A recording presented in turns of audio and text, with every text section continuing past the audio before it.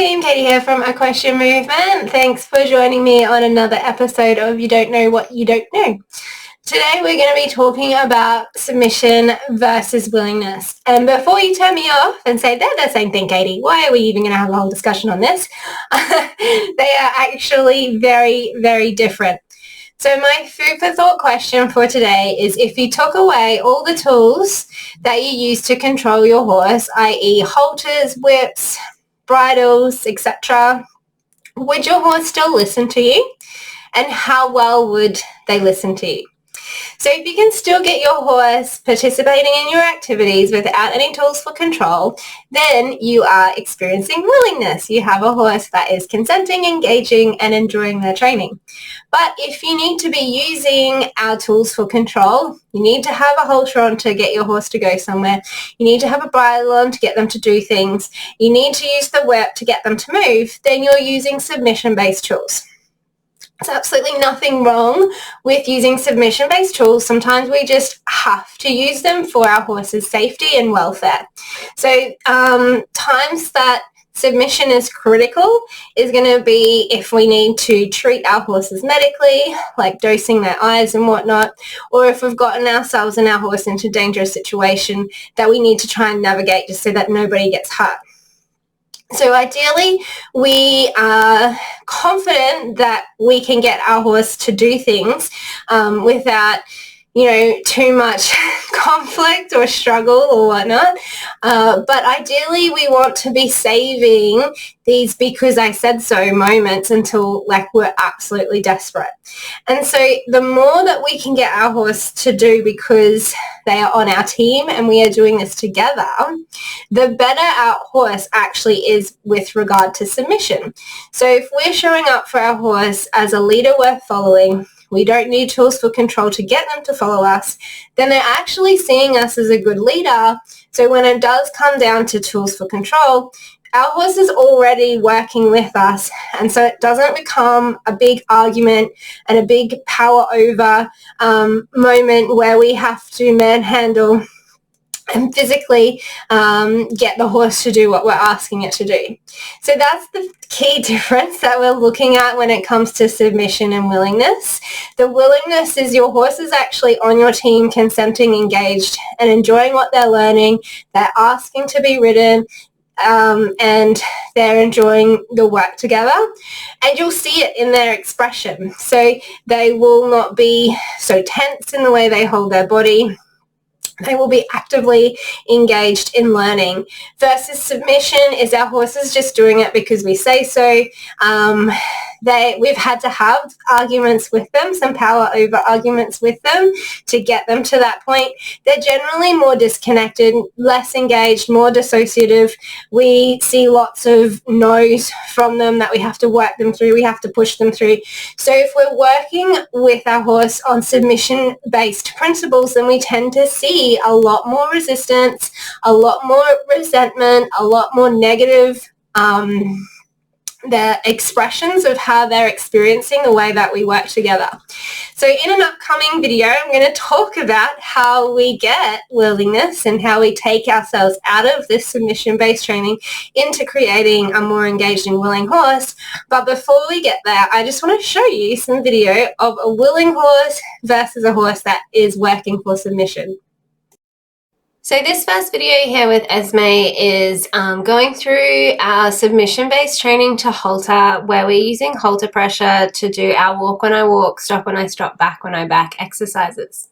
You can see when she is going through these exercises how, we're seeing the body language, the emotional state, the tension that she's holding towards being told what to do through pressure. You can see it because her head is sitting higher than her wither, her ears are tight and tense, her tail gets tight with the way that it swishes. And even though she is kind of technically doing as she is doing what is asked of her, she's not really stoked about being told what to do. And a lot of horses are like this. A lot of horses really don't like being told what to do. They don't really like having pressure to be told what to do. And so we can see resistance to that pressure. So as the pressure increases to get to the point of the yes, you can see also where her tension escalates. You know, she's showing us some good emotional self-regulation there, where she's like shaking her tension out, trying to get into relaxation, you know, trying to find a way of working together here, but really is just getting irritable and frustrated with like what I'm asking her to do. And so as I escalate the pressure to get the yes, her tension also escalates, and that's where we're going to see conflict in our relationship. So if I'm going to increase the pressure to get a yes and she's going to argue about it, then that's where we're going to find the conflict there. So we've got two problems here. She doesn't know how to seek the release of pressure. So how is she going to learn through pressure-based principles and through getting her to seek the release of pressure? And she's also emotionally reacting to the pressure by getting more frustrated. So she's not really learning. It's basically just a conversation around who's the boss. So that's why we do a lot of the trainings in our holistic horse handling program at Liberty. If we take the tools for control away, how well does your horse still listen? So this is actually my first training session with her. So, you know, there are some cueing required. But you can see where, you know, I'm asking her to follow me through my body language, and she's much more consenting, willing, and relaxed. Her head is lower than her wither. Her ears are forward and on me, and she's looking to me for me to cue what I want from her. She's following me. She's engaged. She's interested. She wants to figure out what we're doing together. What I want from her. So this can be like a nice way of just incorporating like a play-based game with your horse of just kind of like follow the leader, where you're giving them that invitation to follow you and seeing what they do with it. So we do, one of our foundational exercises is walk when I walk, stop when I stop, back when I back. So, you know, we can start that in halter first, just to make sure the cueing is right and to make sure that everybody is safe, because, you know, I work with a lot of beginners that don't have actual experience with this. But then we can move to at Liberty to see how well the horse still engages with us without our tools for control.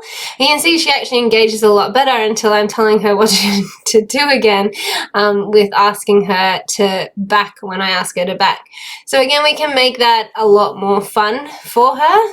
But just within the perimeters of this training session, we were doing it without treats and without our social engagement established. We did have no trust or confidence established in each other. We had none of our foundations established. We were just doing our submission-based exercises. And so you can see that, you know, she's a lot more willing, consenting, and engaged without the halter. But she's just showing us like to have some patience in the time frame to allow for her response to the cue. Thanks for watching, and until next time, happy trails.